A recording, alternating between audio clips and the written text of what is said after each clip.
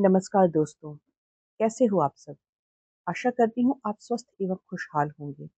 आज हम सुनेंगे कहानी सुरक्षा की भावना, जिसे लिखा है सुधा अरोड़ा जी ने। इससे पहले कि आप कहानी में खो जाएं, आप सबसे अनुरोध है कि आप चैनल को सब्सक्राइब कर लीजिए, ऐसी ही और बेहतरीन कहानियाँ सुनने के लिए। यदि आपको कहानी में कुछ पसंद आए तो हमें कमेंट करके अवश्य बताइए। तो चलिए कहानी शुरू करते हैं। राघव अपनी अमेरिकी बीवी स्टेला और 2 बच्चों पॉल और जिमी के साथ भारत लौट रहा है। सुनकर मेरा कलेजा चौड़ा हो गया। आखिर अपना देश खींचता तो है ही ना। मेरा बेटा राघव तो अमेरिका जाने के बाद और भी भाग्य हो गया था। भारत में रहते उसने कभी भी 15 अगस्त और 26 जनवरी के कार्यक्रमों में भाग ना लिया, पर विदेश जाते ही उसने अपनी कंपनी के भारतीय अधिकारियों को इकट्ठा कर वह इन दिनों के उपलक्ष्य में देश प्रेम के कुछ कार्यक्रम करने लगा था, जिसके लिए वह मुझसे फोन पर देश प्रेम की कविताएं और राष्ट्र प्रेम के गीत पूछता और नोट करता। कार्यक्रम की शुरुआत का भाषण भी रोमन अक्षरों में देवनागरी में लिखकर मैं उसे ईमेल से भेज देती थी। यह अलग बात है कि मैं उसके लिए हिंदुस्तानी लड़की ढूंढ रही थी। उसने अपनी एक अमेरिकी स्टेनो से शादी कर ली और 7वें महीने ही एक बेटा भी हो गया। साल भर के बाद जिनी भी, जो अभी बस 4 महीने की। उसकी तस्वीरें देखी हैं मैंने, बिल्कुल राघव की तरह गोरी चिट्टी, गोल मटोल, गबदू सी। हमारा 4 बेडरूम का घर आबाद होने जा रहा था।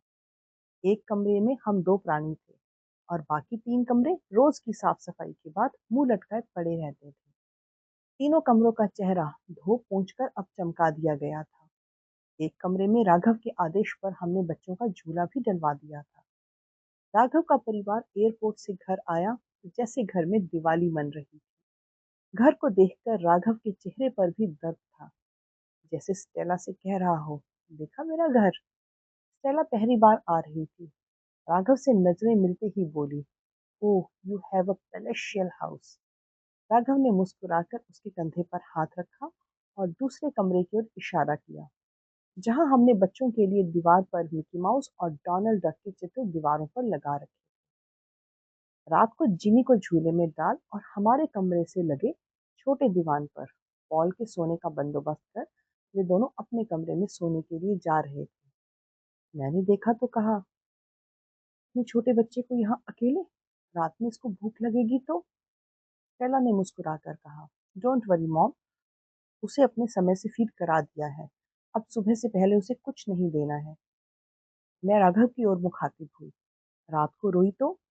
राघव ने मुझे सख्त स्वर में कहा, माँ आप अपने कमरे में जाकर सो जाओ, और स्टेला के कंधे को बाहों से घेर कर बेडरूम में चला गया। वही हुआ जिसका अंदेशा था। रात को जीनी की भीषण चीख पुकार से नींद खुलनी ही थी। बच्ची चिंघाड़ चिंघाड़ कर रो रही थी। पॉल मेरे कमरे में मजे से तकिया भींचे सो रहा था। मैं उठी और बच्ची को बाहों में भरकर ले आई।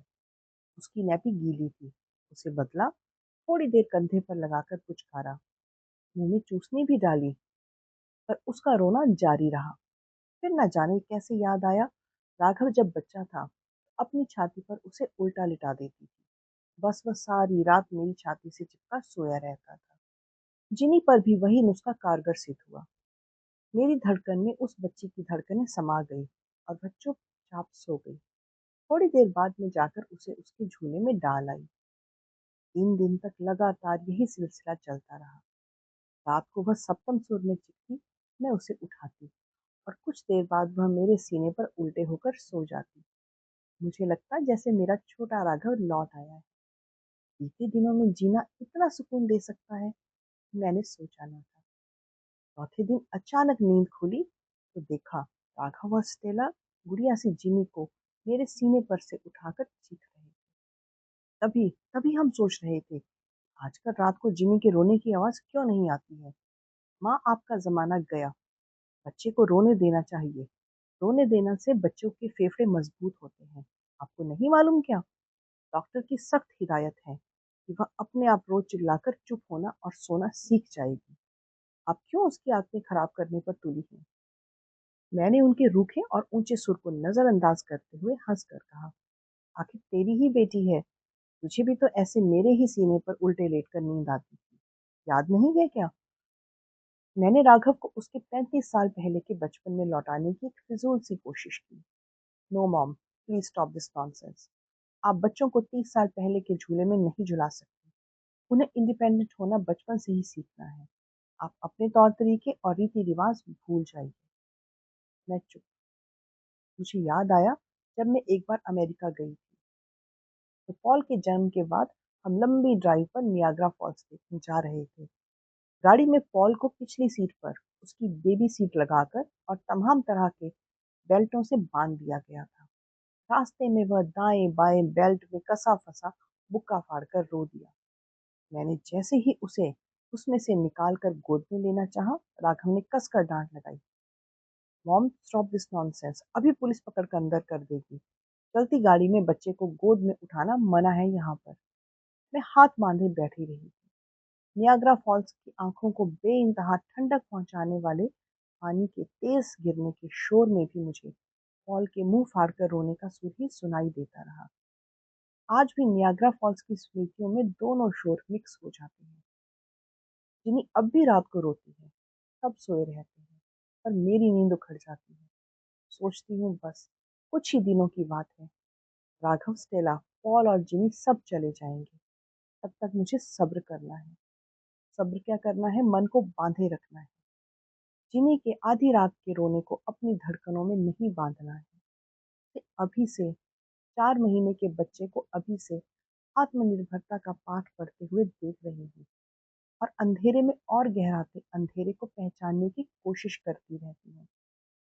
सचमुच कुछ समय बाद ऐसी चुप्पी छाती है कि सन्नाटा कानों को खलने लगता है। तो दोस्तों, ये थी आज की कहानी। कहानी कैसी लगी हमें कमेंट करके अवश्य बताइएगा। यदि कहानी पसंद आई तो इसे लाइक कीजिए और शेयर कीजिए। और ऐसी ही और बेहतरीन कहानियाँ सुनने के लिए चैनल से जुड़े रहिए। मिलती हूँ फिर एक और नई कहानी के साथ। तब तक अपना ध्यान रखिए। धन्यवाद।